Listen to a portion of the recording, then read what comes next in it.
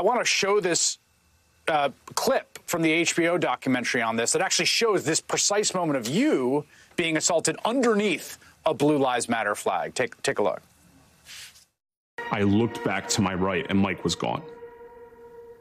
He just wasn't there anymore.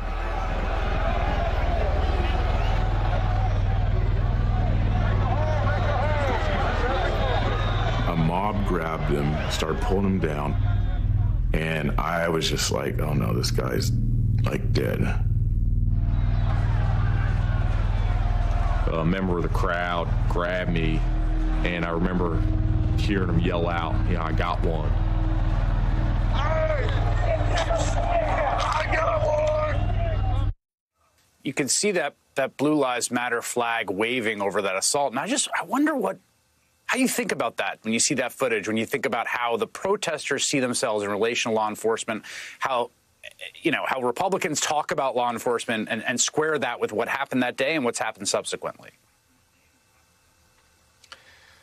I think this ties into a conversation that I've been having with my colleagues for quite some time. I don't want police officers to be politicized. None of us do. Law enforcement does not want to be politicized. Unfortunately, we've been pulled into the political arena over the past, 8-10 years. And it's been, detrimental to our effectiveness and our ability to do our jobs. There are some groups of people that love the police until they are preventing them from overthrowing, the Capitol complex and the government. And there's other people that hate the police until they need a police officer. And it's unfortunate. One of the individuals who assaulted you, or allegedly assaulted you, I should say, had a court date, and his legal team is arguing as a kind of, exculpatory argument that he believed he was told by the President of the United States to do this. The legal team of the Trump supporter who tased D.C. Metropolitan Officer Michael Fanone during the January 6th insurrection has claimed that he was acting upon former President Donald Trump's authorization. That, of course, a grain of salt claim. It's a legal claim, but I wonder what you think of that. I don't want to comment on the specifics of, any of the criminal investigations that are taking place, specifically those in which I might be called as a witness. But I watched the documentary, and it seems to be a common theme or a common thread amongst individuals that participated in the insurrection at the Capitol building that day, that they were acting under the orders of or felt that they had been directed and ordered by the President of the United States.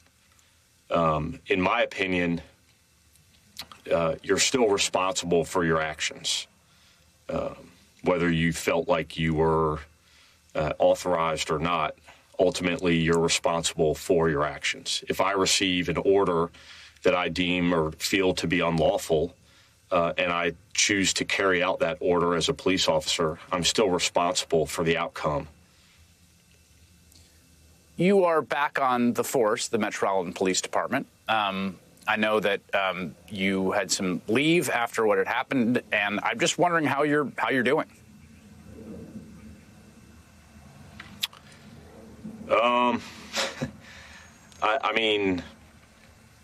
In some respects, I'm glad to be back. I'm still on a limited duty. I'm looking forward to returning to full duty status, getting back to work. I'm wondering what you feel like you've learned from the experience that you've gone through, which has been, I think, not one that you anticipated, from the moments that you were there in that crowd to the aftermath, your testimony before the House committee, the friendship that I think you formed with a lot of those Capitol Police officers that were there that day, and how you think about what's taken place in the last 9 months that you now have had a little time to sort of process it all. I mean, I can tell you one thing. I've learned that I've got no taste for politics or the political arena. I've always kind of been a no bullshit kind of guy, and it seems to me like the only thing that that our elected leaders do well is bullshit. So you will not see me running for any elected office, whether that's the PTA or Congress. I enjoy being a police officer. I feel bad for my colleagues at U.S. Capitol Police. A lot of effort has been put into analyzing the failures of that day, whether it was, their leadership within the department, command structure. But I think that a lot of the officers don't feel like the, recommendations there have been put into place. I hope that those officers are afforded the resources, training, and manpower that they need to accomplish their mission. And I also hope that, there's a change in the leadership